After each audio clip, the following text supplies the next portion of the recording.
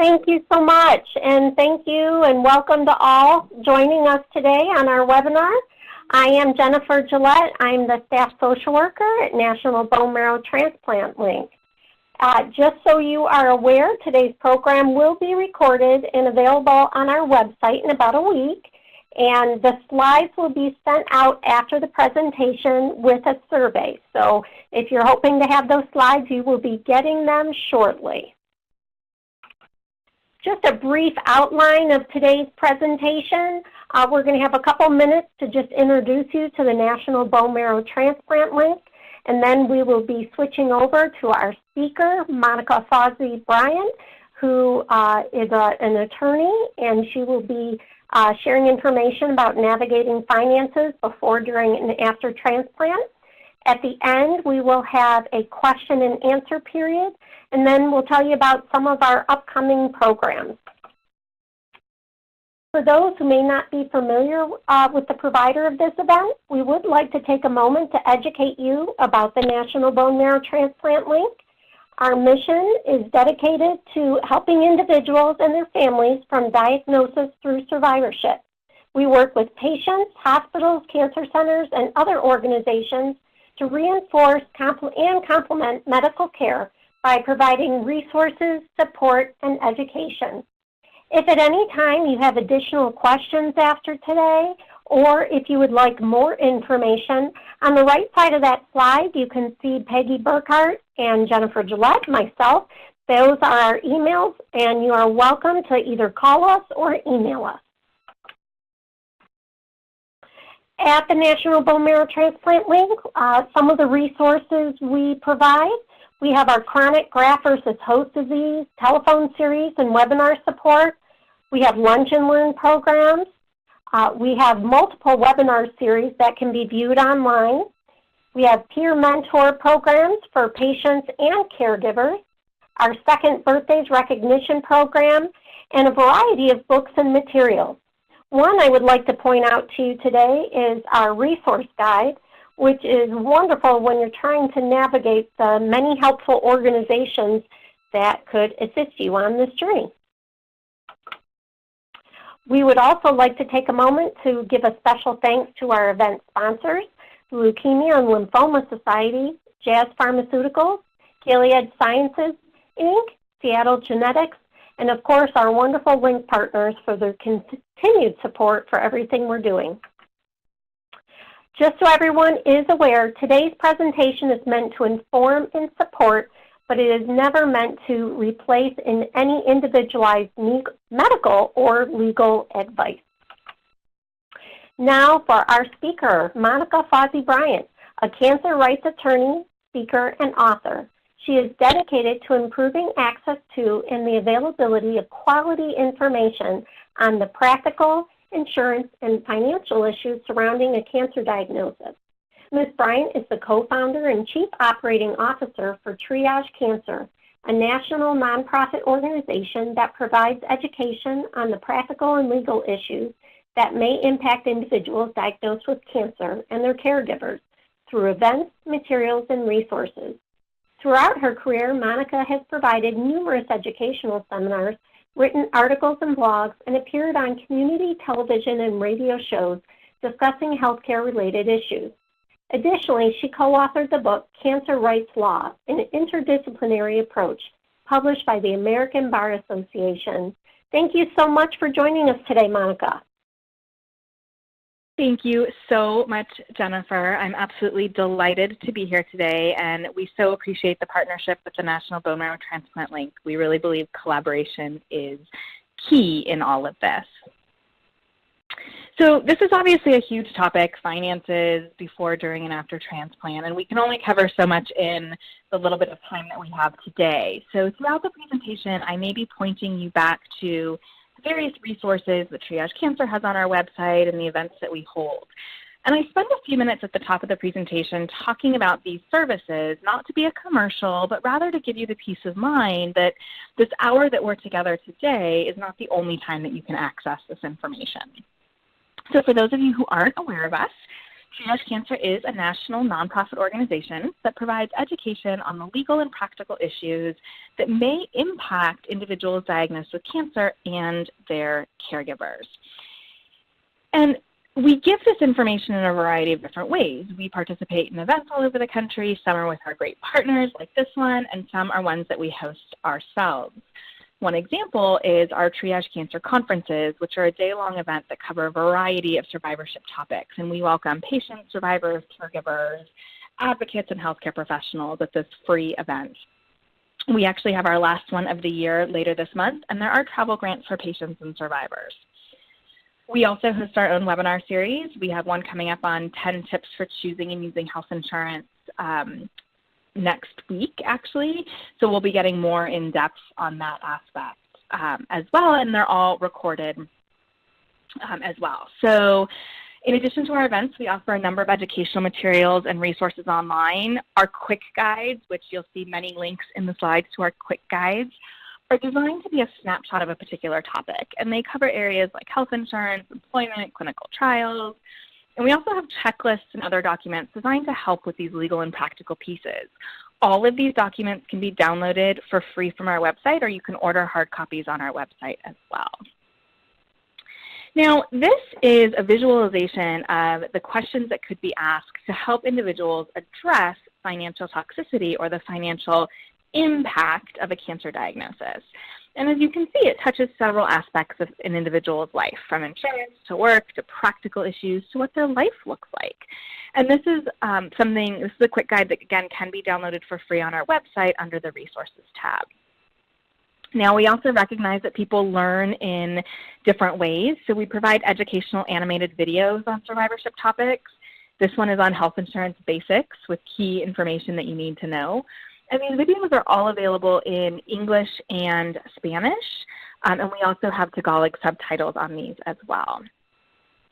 We have compiled some of the most frequently used state-specific resources so that you don't have to try to scour the internet to find the contact information for relevant agencies. It's all right there under your States tab. And then because where you live can impact the protections that you have, we have charts of state laws on employment, disability, health insurance, and other cancer-related legal issues. Now, Cancer Finances is a site that we host in partnership with the SAM Fund that provides practical information, and it does so in a way where it poses certain questions, and depending on the answers to those questions, it will guide you to the most relevant information. And it's set up in modules, so we currently have modules on health insurance, disability insurance, education rights, and financial assistance, and we're adding more topics every day. Our educational blog is where we provide substantive information about these topics, but it's also where we share late-breaking news. And as you can imagine, there is a lot of late-breaking news around health insurance and finances. Now, everything that I've mentioned up until now is completely free to access, and it's all available to anybody on our website. However, through the years, we were asked by various people to create one comprehensive resource with all of the laws and protections that we discussed. So the co-founder of Triage Cancer and I recently wrote this book, Cancer Rights Law, that's published by the American Bar Association. And if you're interested in purchasing it, if you go to the Triage Cancer website and enter Triage Cancer as a discount code, you can get a 35% off discount.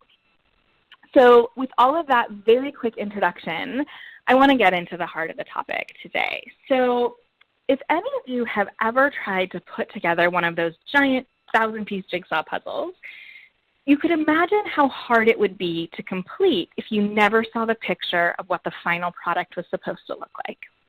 And that's how it can feel to many individuals who are navigating this complex maze of cancer and transplant. They're diagnosed and find out along the way that there's so many things they need to think about and deal with, but they don't always have a view of that overall big picture. And everybody's picture is different. So through the various programs that we provide, we try to give individuals the pieces so that they can put their own unique puzzle together. And when I'm talking about the pieces of the puzzle, this is what I'm talking about. The specifics of employer policies, federal and state laws, employment contracts, and how finances and insurance coverage comes into play. And all of these pieces are critical because it's in the cases where people don't understand what the law is that they ultimately fall through the cracks. So in 2013, researchers from Duke University coined the term financial toxicity. And in their research, they focused on the financial burden of a diagnosis and how significant that burden can be, not just in an acute way when someone's going through active treatment, but also that long-term impact of that financial burden. And it's not just about somebody's bank account, because we also have data on how that financial burden is causing psychosocial issues like stress, depression, and anxiety. So this is a relatively new term, but it's certainly not a new problem. But the reality is that there's no easy solution to this problem of financial toxicity because there are multiple contributing factors. And all or most of the factors need to be addressed to effectively mitigate the toxicity.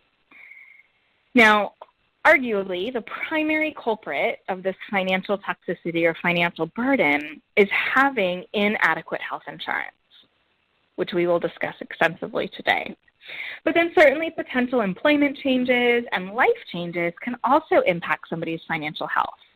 And effectively navigating all of these changes is often rooted in having a good understanding of the law. Now, there's a general lack of understanding around health insurance in this country. It is complicated and confusing. One survey conducted on employees' understanding of their health insurance plans was striking.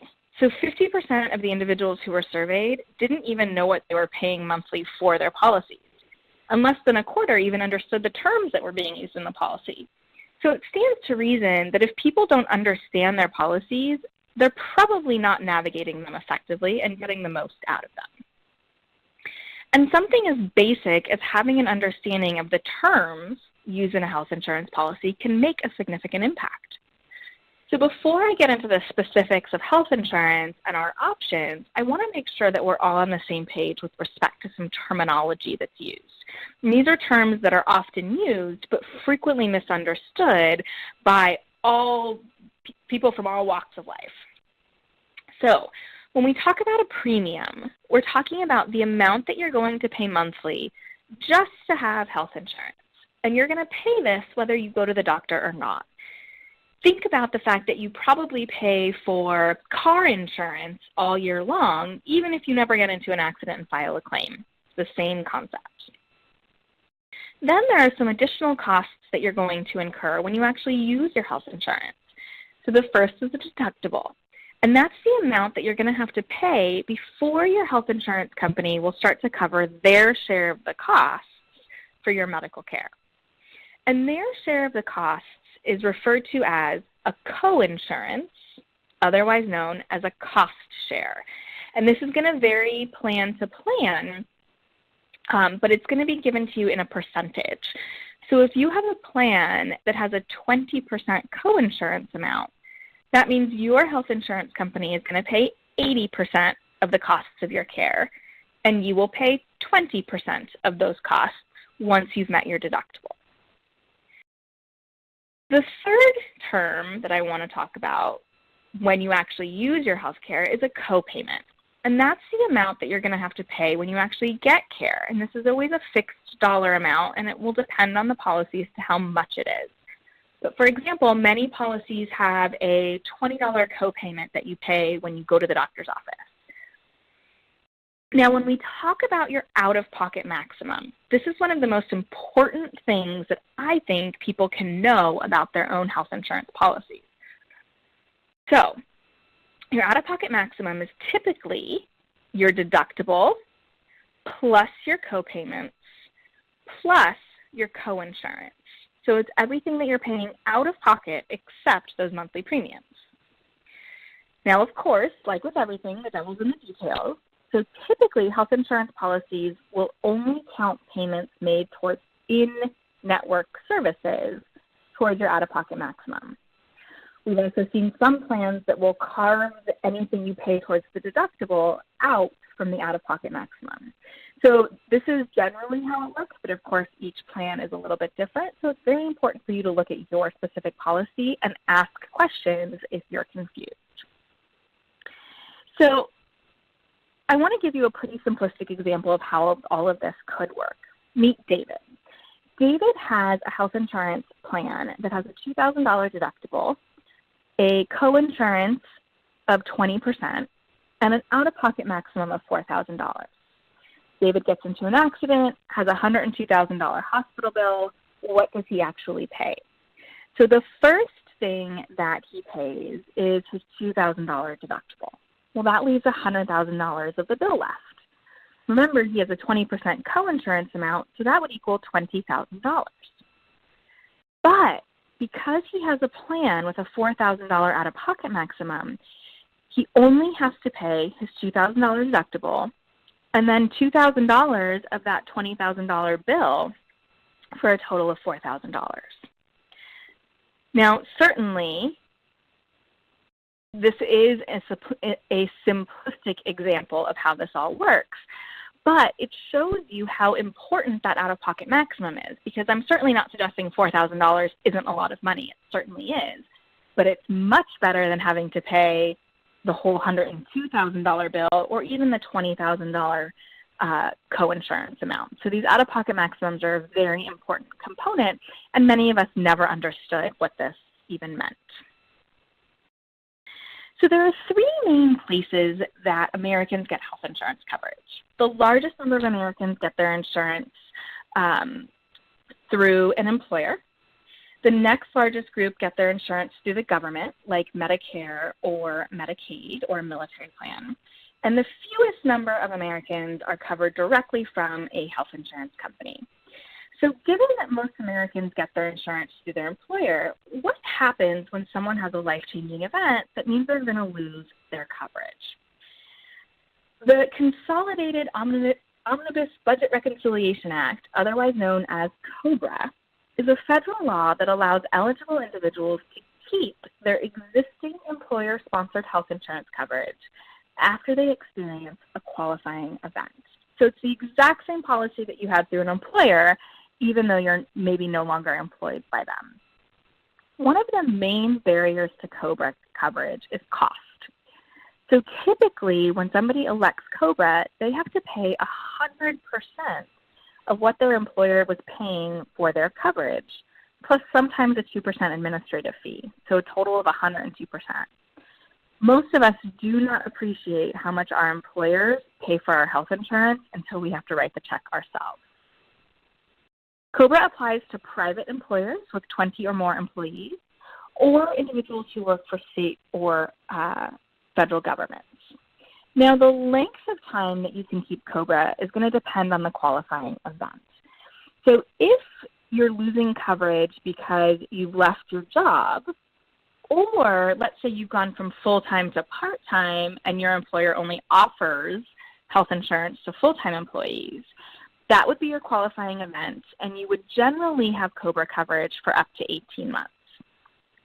Let's say instead you're losing coverage because you're aging out of your parent's policy. Then you would have Cobra coverage for up to 36 months. Now, there's two exceptions to when you may be able to keep Cobra for a longer amount of time. So if someone's qualifying event is that their employment is ending, and within the first 60 days of their Cobra coverage, they've deemed to be disabled under the Social Security Administration standards, they get an 11-month extension to this, which would actually give them Cobra coverage for up to 29 months. And we'll talk about why that's going to be important when we get to Medicare in just a minute. Now, I mentioned that Cobra is only available to people who work for private employers with 20 or more employees. So that leaves people who work for smaller employers without that option. Now, most states have stepped in and passed a state Cobra law, and these laws definitely vary state to state, but they're going to cover those smaller employers. which means that if you work for a private employer with less than 20 employees and therefore you're not eligible for the federal Cobra, you may have similar benefits under your state's law. Now, on the triagecancer.org website under the state laws tab, we have the details of each state Cobra statute there for you. Now, I hear from a lot of people since the Affordable Care Act was passed, why Cobra is so expensive. Why would I ever elect Cobra when I have another option to get health insurance? And it's important to remember that Cobra is still a very valid, viable option for some people.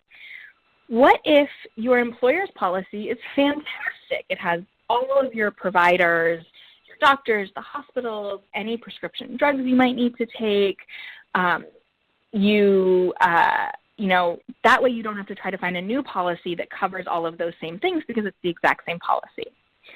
The other thing to remember is if you have already met your out-of-pocket maximum and your deductible through your employer's plan, it may actually be more affordable to pay those high monthly premiums and know that that's all you're going to pay for the rest of the year, compared with finding a new plan and having to try to meet that deductible and that out-of-pocket maximum again.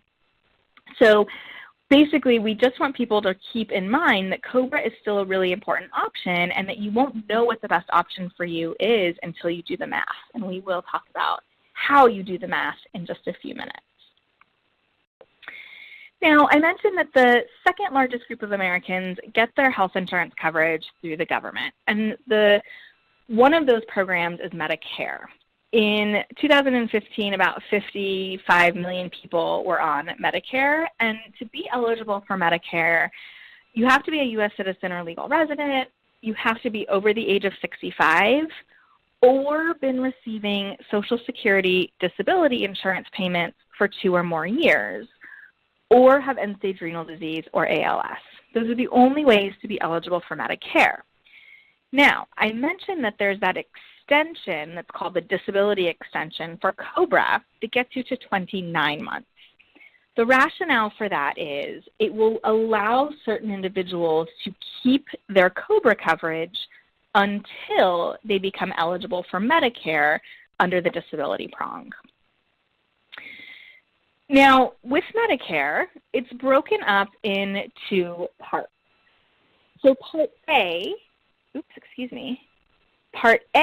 is your hospital insurance, and for most individuals who have lived and worked in the United States, Part A will be free for a monthly premium. Then Part B is your medical insurance, and this is what most of us think of insurance as. So it's your outpatient care, doctor's visits, immunizations, screenings, tests. Even if you worked and paid into the system, there is still a monthly premium for Part B, and there's still a deductible.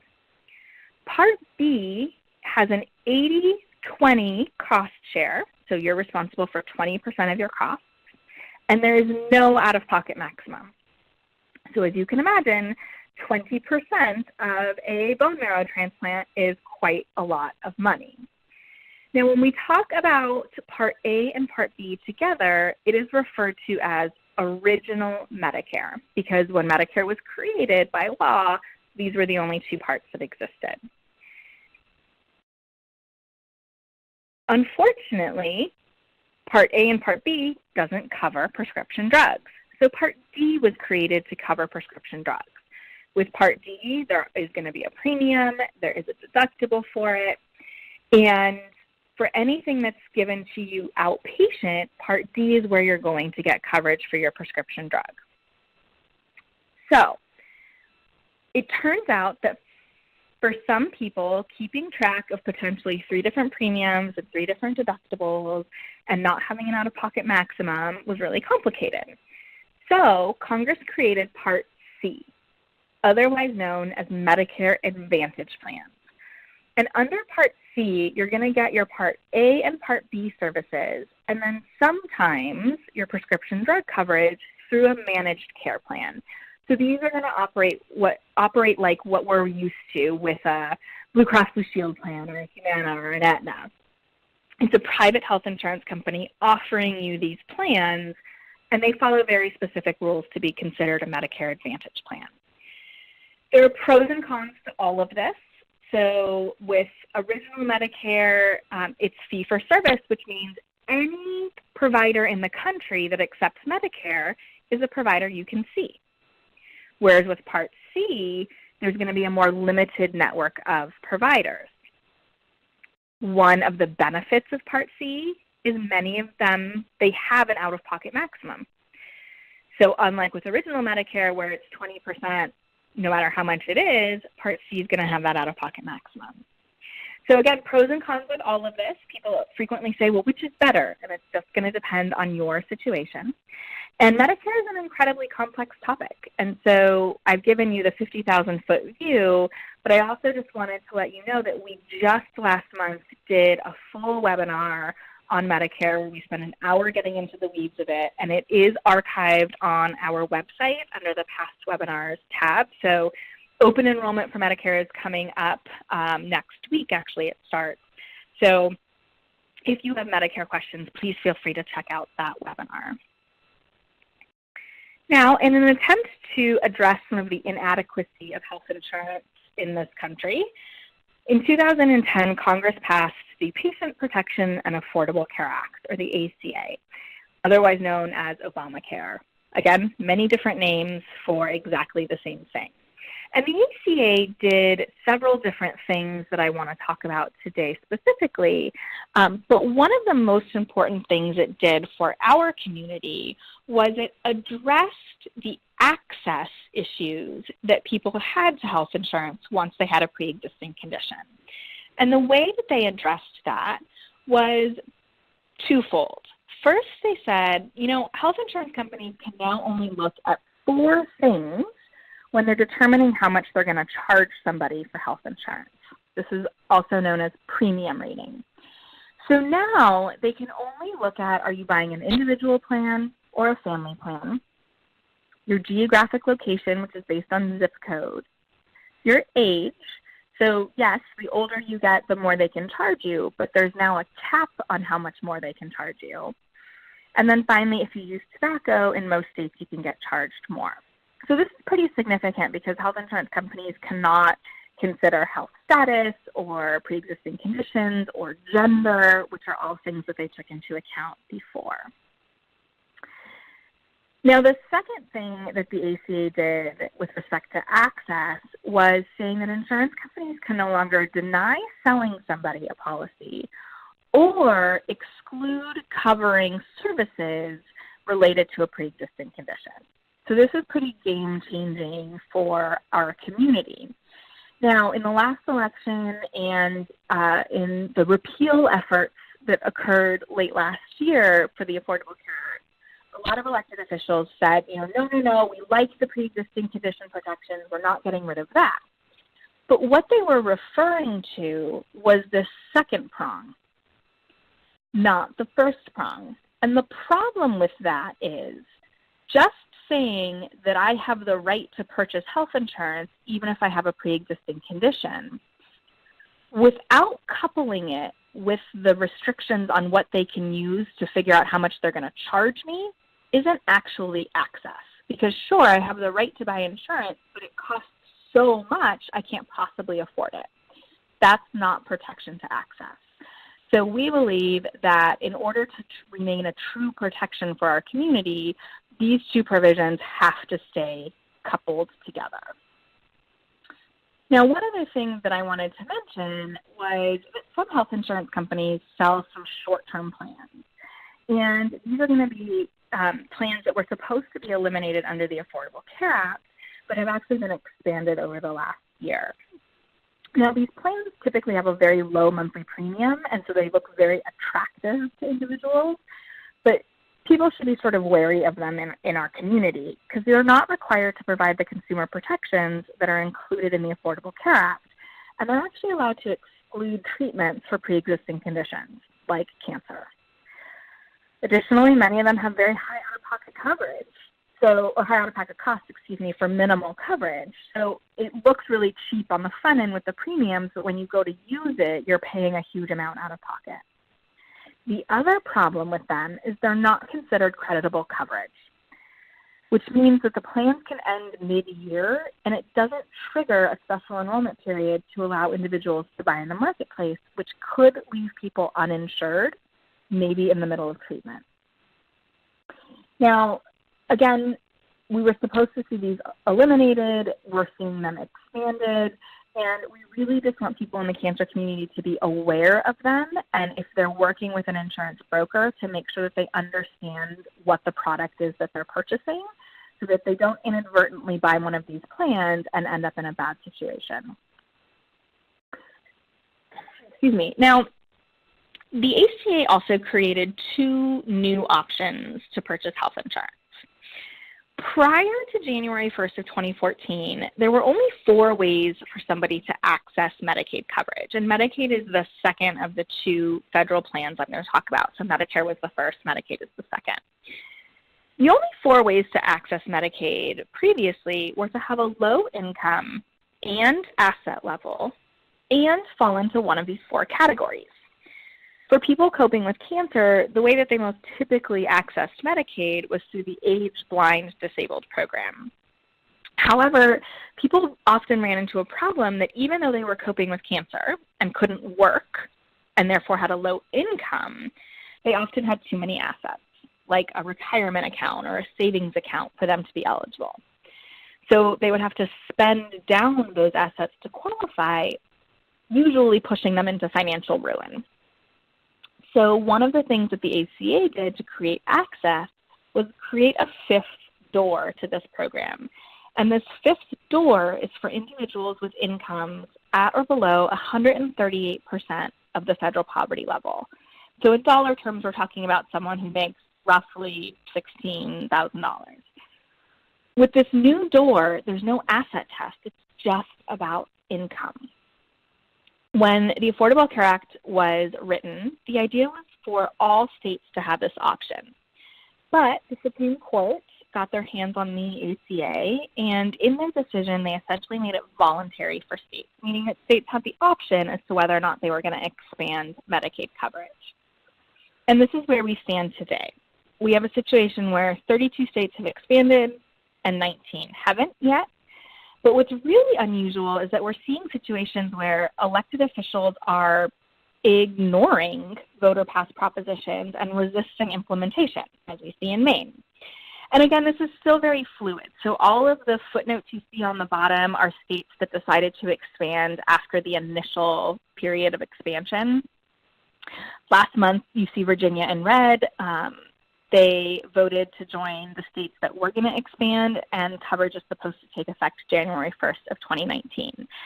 So this is incredibly fluid, and it's the slide on our presentation that changes most often. So please check back for changes. Now, the second new health insurance option isn't really an option at all. It's just a new way for us to shop for health insurance. And it was originally called an exchange, but it turns out no one knew what an exchange was. So they've been renamed marketplaces, but no one knows what a marketplace is either. So the best way for me to explain these is by comparing them to a health insurance shopping mall. The plans being sold in the marketplaces are through private insurance companies, but there are some benefits to purchasing through the marketplace. There's quality control, in that all of the plans have to meet certain standards. They can't have an out-of-pocket maximum of more than $7,350 for an individual for 2018. You see I put the 2019 numbers up here in red. And then there's some financial assistance available for people to buy these plans.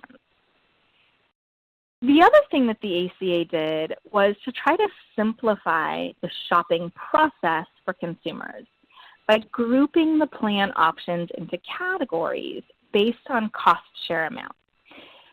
So a bronze plan is a plan that's going to have a cost share of 60-40, a silver is 70-30, gold is 80-20, and a platinum is 90-10. Typically, bronze plans will have the lowest monthly premiums and highest out-of-pocket costs, whereas platinum plans will have the highest monthly premiums, but typically the lowest out-of-pocket costs. So consumers can now shop for and sort health insurance much like we do for other consumer items like appliances or clothes. A person who's relatively healthy can say, I only want to look at the bronze plans and click bronze. The people who have a cancer diagnosis and see the doctor, every 30 seconds, maybe they want a gold plan or a platinum plan and only want to look at those options. So again, it's really just designed to simplify the health insurance shopping piece.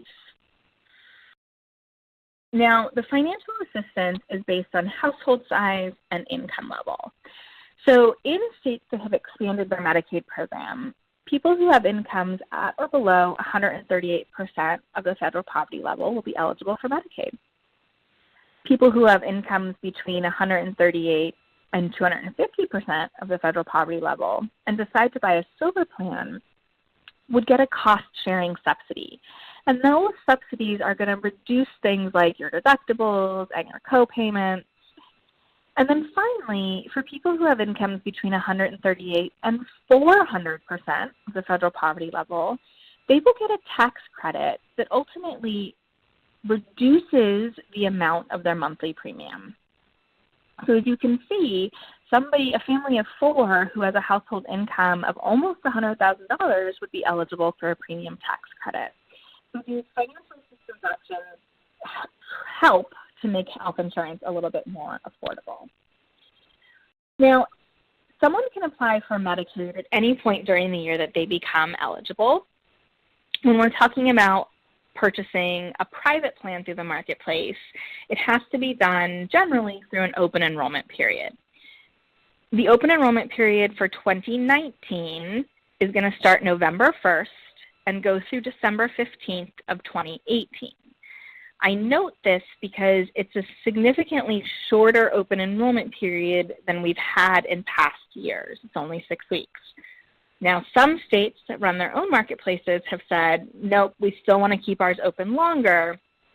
And as you can see, DC is keeping theirs open all the way through January 31st of 2019 to give people more time to shop for these plans. Now, even if somebody decides that they're going to buy a plan on November 2nd, those plans won't start until January 1st of 2019. Now, when we're talking about employer plans, the open enrollment periods are going to vary by employer, but generally they happen in the fall. And this, again, is an opportunity for you to make any changes or pick a different plan if you're offered more than one plan through your employer. It's also generally when you can sign up for flexible spending accounts or health savings accounts if those are available to you as well. Now, thankfully, the Affordable Care Act recognized that things don't just happen during open enrollment period, and they created a special enrollment period. So whenever you have a life-changing event that is going to result in you losing your employer coverage, a special enrollment period is triggered, and you have 60 days to enroll in a marketplace plan. So post-Affordable Care Act, if somebody is losing their employer-sponsored health insurance, they actually have more options than ever before. And so there's different lanes that somebody could pick. They could potentially elect Cobra or state Cobra. They could shop for a totally new plan in the marketplace through open enrollment. They could see if they're eligible for another group plan, like maybe they could go on a spouse's plan, or if they're under the age of 26, they could go on a parent's plan. Or maybe circumstances have resulted in them being eligible for Medicare or Medicaid. But the trick with all of this is that you have to pick a lane and stay in it. You cannot change lanes until the next open enrollment period. The one exception to this is if somebody is applying for a marketplace plan and that marketplace plan won't start for, let's say, 30 days, they can pick a marketplace plan and then go back to Cobra and say, just for the time to cover me until my marketplace plan starts, I want to elect Cobra. And that's how people can make sure that they don't have any breaks in coverage. So if you are offered more than one option, how do you go about choosing that? I'm going to use an example through the marketplace, but this analysis works anytime you are comparing more than one plan option. So if you're comparing two marketplace plans, if you're trying to decide between two different employer plans that are being offered, if you're trying to decide between taking your employer plan or buying a marketplace plan, or even if you're trying to decide between two Medicare plans, the analysis that I'm about to go through is exactly the same. And I just want to make sure that people understand this because, again, it is one of the most important things that we can do to help mitigate that financial toxicity is having the adequate health insurance. So if you are going to a marketplace, as I mentioned, we have some new options in shopping that look very similar to how we shop on BestBuy.com or Amazon.com. We can compare things by plan type, by company, by metal tier, by deductible, and then even some marketplaces have a quality rating that you can look at. So here I've pulled out 3 different options. So this imaginary person who lives in West Virginia has a bronze plan option, a silver plan option, and a gold plan option. As you can see, the bronze plan has a monthly premium of $120, a deductible of $6,500, and an out-of-pocket maximum of $7,150. The silver plan has a monthly premium of $251, a $2,800 deductible, and a $5,700 out-of-pocket maximum. And the gold plan, which is the most expensive plan available to this individual, costs almost $400 a month, has a $1,000 deductible, and a $2,500 out-of-pocket maximum. So just by glancing at this, it's impossible to figure out which is in fact going to be the most affordable plan. That bronze plan looks pretty affordable at $120 a month. The only way to figure out how much a plan is actually going to cost you is to do the math. And I'll show you how to do that. But this example also assumes that somebody is going to hit their out-of-pocket maximum for the year. Now, for most individuals with a cancer diagnosis, and certainly an individual who's getting a transplant, you're going to hit that out-of-pocket maximum for the year. So here's how you do the math. You take the monthly premium and multiply it by 12 to get your annual amount, and then you add the out-of-pocket maximum. And as you can see here, that gold plan with the $400 monthly premium actually ends up being the most affordable for the year by over $1,000. So again, this analysis can be done exactly the same way, regardless of what you're looking at, but you have to do the math here. Now, looking at the annual total cost is only the first step. So some plans may have a really high deductible, which means that you're going to have to pay a lot of money up front before the plan ever starts to pay their share of the cost. Other plans may have a more expensive monthly premium, but a really low deductible and a lower out-of-pocket maximum, which spreads the amount that you have to pay out-of-pocket throughout the year. And after you've looked at the cost of a plan, you have to make sure that your doctors and other healthcare providers are within that network. Many plans won't cover medical care received from an out-of-network provider. And then finally, you have to look at the prescription drugs and what they're covered at and at what rates. And you can do that now through the marketplace. You have some options to look at that, but of course you have to do your due diligence and check the plan yourself and check those providers. Now, I went through that a little bit quickly just based on the time we have today, but as a reminder, if you want to hear this information again or you know somebody who would benefit from knowing this, picking a plan, you can watch the recording of this webinar that's going to be up from BMT Link, and we also have that short animated video on this topic as well. It's about a 5-minute video, and we explain this whole process again. Now, in addition to having adequate health insurance, there are some things that you can do to lower your bills even before you receive care. And it starts with having a conversation with your healthcare team. Many of us don't want to talk to our healthcare team about finances, but they're the ones that are going to be able to answer the questions about how much it's going to cost, or if the hospital can waive or write off a portion of the bill. They may have ability to pay programs. So really, it's critical to talk with your healthcare team about costs before you ever receive care. Now, with respect to clinical trials, we participated in a video series that was a partnership of the American Cancer Society and Genentech to try to educate people about participating in clinical trials and how to make decisions about whether or not it's right for them. And there's so many myths around participating in clinical trials. These videos are designed to try to dispel some of those myths. Now, one significant barrier to participating in clinical trials is, how do you pay for it? Is your insurance actually going to cover it? And the answer is, it depends on the type of insurance that you have.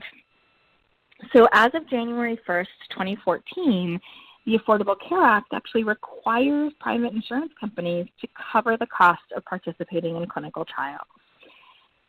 Now, the costs that are typically routine are going to be things that you would get whether you were participating in the clinical trial or not. It's standard of care. So office visits, blood work, lab tests, imaging, all of those things are routine costs.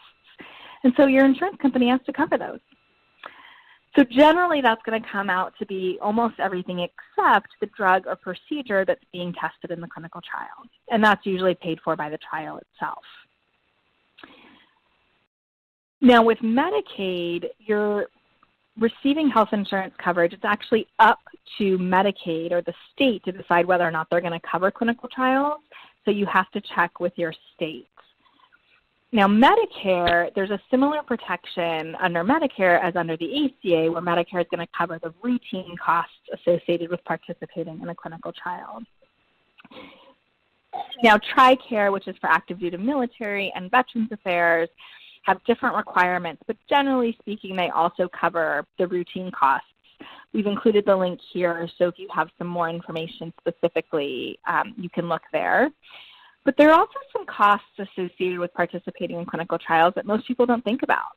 And we want to make sure that patients are talking with their healthcare teams about these costs. So do they have to come into the facility more often? Do they have to take more time off work? Do they have to pay for parking now 3 times a week at the hospital? All of those things are going to be costs that we want people to take into consideration and have a plan for. Now, it stands to reason that insurance companies may send a denial of a claim, whether rightfully or not. And we don't have to take no for an answer in this situation. Insurance companies have an internal appeals process, and the details vary by company, but you should check with your insurance company about those internal appeals processes. And thanks to the Affordable Care Act, all states are now required to have an external appeals process, which is sometimes referred to as independent medical review or external medical review. And for details on your state's external medical review, you have to contact your state's insurance agency. And again, we have that contact information on the Triage Cancer website. Now, the chances of getting your claim covered definitely increase if you appeal. One study showed that somewhere between 40 and 60% of appeals were decided in favor of the patient. So it really is in your best interest to think about appealing if you receive a claim denial.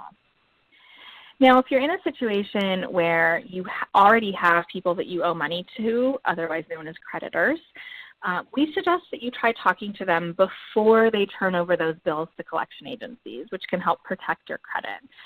So if you can't make a payment, ask for more time. Check to see if they'd be willing to negotiate a payment plan or accept a lower lump sum. And this doesn't just apply to your medical providers. It could be any creditor. So landlords, student loan companies, banks. You'd be really surprised how flexible creditors can be, especially if they know that you face a significant hardship like a cancer diagnosis. So the motto here for us is, it can't hurt to try. And when you're thinking about finances and you're in the midst of treatment, you want to keep track of as much as possible throughout your experience because some of these things may end up being tax deductible, so you can actually recoup some funds there. Now, we have a tool on our website that we call the Financial Big Picture document, and it's really just an Excel spreadsheet that you can download for free, and it helps you take stock of your finances to see where you are currently, because even for people who had a really strong financial situation pre-diagnosis, the diagnosis can send them into a tailspin, and so we want people to be able to take stock of their finances in terms of where they are right now. And then once you've assessed your financial picture, you want to make sure that you create a budget. And there are do-it-yourself templates online. There's software that you can use. There are also credit counseling agencies and financial planners that may be able to assist you as well. And again, we have all of this information on our website. Now, the second largest contributing factor to financial toxicity after a cancer diagnosis, as we mentioned earlier, is employment changes.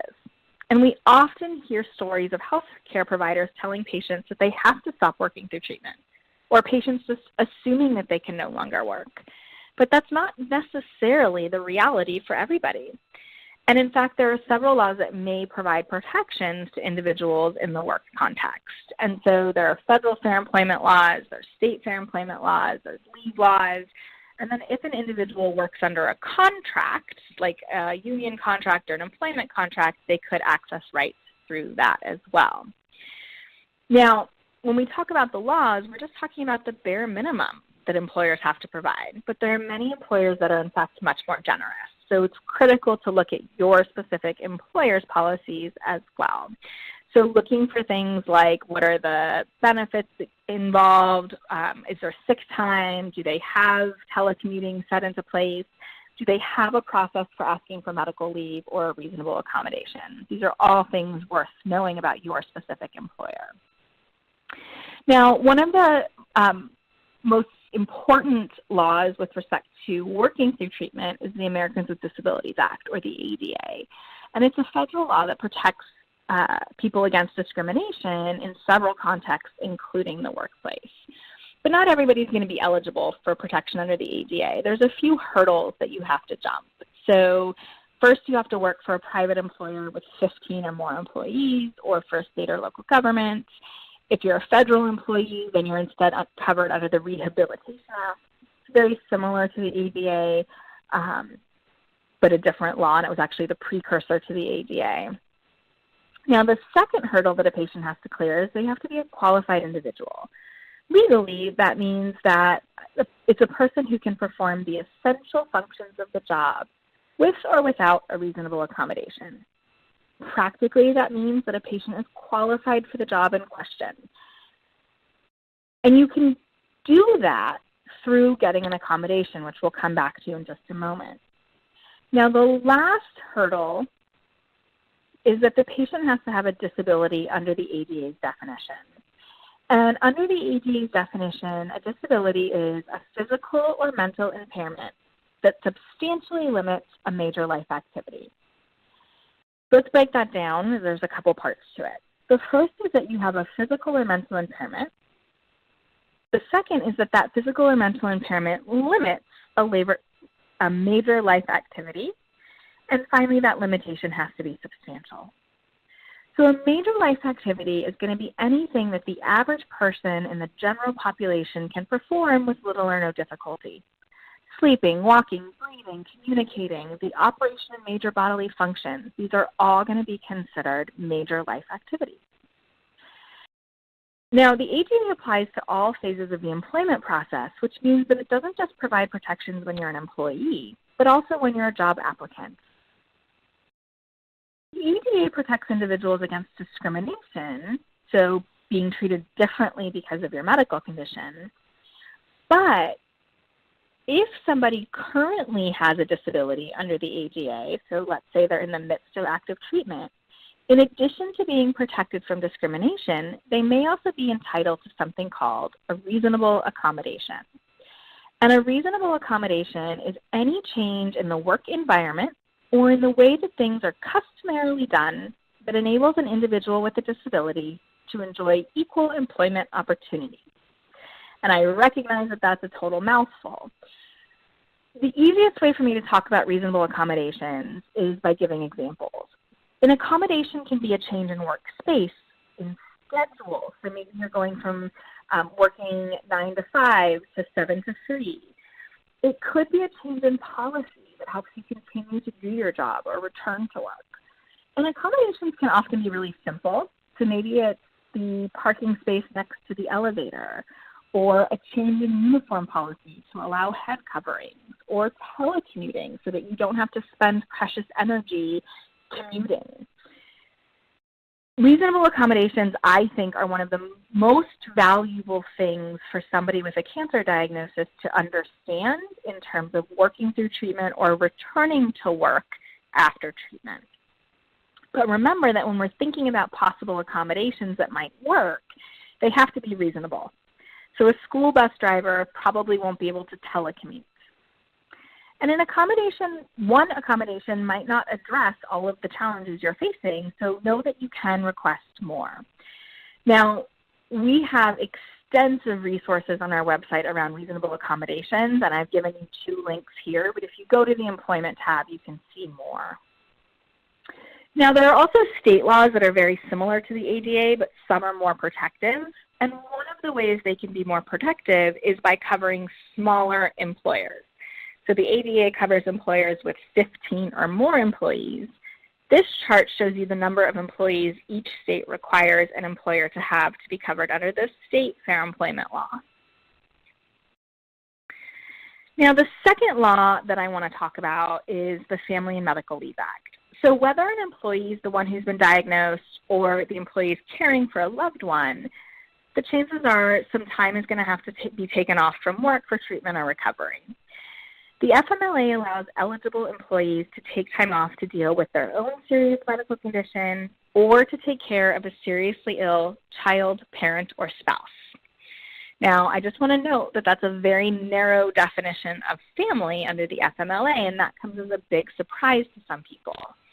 Some states are trying to expand this definition, but it's slow going as it's state by state. Now, again, with every law, there are some requirements that you have to meet in order to use the ADA's protections. You have to work for a big enough employer and have worked for the employer long enough. Again, we have a quick guide on our website that breaks down all of those different requirements. But I think the most important thing for individuals to understand about the FMLA is it's not just about the ability to take time off. It's that that time off is job protected and health insurance protected, whereas regular sick time or other paid time off is not job protected, and you can be let go for any reason that isn't discriminatory. So it may be useful for people to take time off under the FMLA in conjunction with any paid time off that they've accrued. And this is an area where we see so much confusion and people not using the tools available to them in an optimal way. As I mentioned, there are some state leave laws that can be more protective, and we have information about that on our website. Now, the FMLA is unpaid leave, so one option to help offset the loss of income is disability insurance, and there are several different types of disability insurance, including private policies purchased directly from an insurance company or offered from an employer. A handful of states offer state disability insurance policies. And then there are 2 federal disability insurance programs. Both programs are run through the Social Security Administration, and there is a tremendous amount of confusion about these 2 programs. I've given you the 2 links here to our quick guides about disability insurance and our blogs about disability insurance. We have a whole webinar where we spend a whole hour talking about disability insurance. But one thing that I think is valuable to note is that these are both long-term programs. So to be eligible, someone has to be able to show that the disability is going to last for a year or longer or result in death. So these are not for short-term disability. Now, some individuals may have access to a private policy through their employer, or maybe they've purchased one privately. And what's great about this is under the Social Security Administration, there's a 5-month waiting period for SSDI. These private policies can help start paying you right away to help bridge that gap. But most of them will require the individual to apply for SSDI through the Social Security Administration. And if they are found eligible, will require that any back pay they receive is paid back. Now, again, I recognize I'm going through this rather quickly and giving a very high-level overview, so please know we have an hour-long webinar on taking time off and how to pay for it, where we talk quite a bit about disability insurance. And here's the direct link to that past webinars page and more places where you can get free resources designed to try to help you make sense of all of this. There are a couple of situations where caregivers can receive some income. They're pretty limited, of course. A handful of states have paid leave for caregivers. Some states have a program through the state Medicaid program. It's called something different in every state. But again, you can contact your Medicaid program to find more information about that. We also try to encourage people to sort of think outside the box for sources of income. So can they adjust tax deductions? Can they use a retirement plan or a life insurance policy as collateral for a loan? Again, we have more information and suggestions on our website, Cancer Finances. And if you go to Cancer Finances and click on the Financial Assistance tab, it will give you a drop-down option where you can choose what type of financial assistance you're looking for, and then it will give you some suggestions of organizations and entities that are providing financial assistance. And what's really unique about this is that it breaks them down by category. And so again, we encourage people to think outside the box, where if you can get help paying your utilities, maybe you can shift some of that money to other places that you need to spend. And then, of course, we talked about the fact that financial toxicity is so multifaceted. We've only touched on a few of the legal issues that come into play, but please know we have more information on our website. And I certainly hope that this is not the end of your relationship with Triage Cancer, and that you take advantage of the resources that we have and connect with us if you have additional questions. So with that, I'll turn it back over to Jennifer to take some questions. Great. Thank you so much, Monica. That was an incredibly informative presentation, and I think I learn something new each time I hear you. Yes, we are definitely opening up to our question and answer period. Please remember that during this time that this is not individualized, but we're giving information. And so I'm going to start right now, Monica, with some that we've received. First of all, does age have anything to do on when Medicare will pay for a bone marrow transplant? So once somebody is eligible for Medicare, be that they're over the age of 65 or they're receiving Medicare because they've been receiving Social Security disability insurance payments, they are then eligible for any benefit that Medicare offers. So if Medicare would cover the transplant for somebody on Medicare, it will cover it for everybody on Medicare. Wonderful, thank you. And just for that caller, too, that had sent that question in, you know, the age on which Medicare is covered or transplant is covered isn't like Monica was just saying, isn't really as much as a factor, but you need to contact your healthcare provider, too, to see any age restrictions that they feel based on your individual plan as well. But also, Monica, we have here another question. Where do you go when you need financial advice specific to your situation and you don't have enough money to pay for this advice? So I think there are a couple of different options there. Some healthcare facilities, hospitals have financial counselors and financial navigators, so they might be an option to help walk you through some of these situations. You may also be able to contact a credit counseling agency in your state. So one of the things that is so great about these credit counseling agencies is they will kind of look at your big picture finances and be able to point you in the right direction of either places that you can go for financial assistance or help you with a budget, or if bankruptcy is an option for you that you're exploring, they can help advise you on that as well. And then finally, I included the link in the slides, which you'll get shortly in an email, to financial planners. So financial planners are a wonderful resource, and they all operate a little bit differently. Some will charge, some will do planning completely for free in the hopes that later on down the line you might buy a product from them. So it's maybe worth your while, if you're looking for personal financial assistance, to contact a couple and see how they work and see if they can provide you with some options. Oh, that's great. Thank you.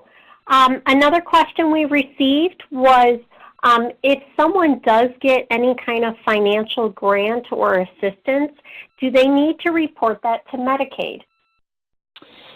So that's going to be another one of those it depends questions, because Medicaid has a very complex formula for what they consider income and in your resources. So my general rule of thumb for individuals is it's probably in your best interest to report any sort of grant or financial assistance that you receive to your Medicaid office, so that they can then make a proper determination as to whether or not that should be included in your income for eligibility purposes. And that way you just have your bases covered and you know that there's not going to be a problem down the line. Okay, great. Thank you. Another question we received was, do you have any suggestions beyond cost on taking a Medicare supplement program? So I would definitely refer that individual to watch the Medicaid webinar that I referenced, because again, it sort of goes through it all linearly. I really think it's very important for someone considering, and I'm sorry, I don't know if you said Medicare Advantage or Medicare Supplement. Supplement.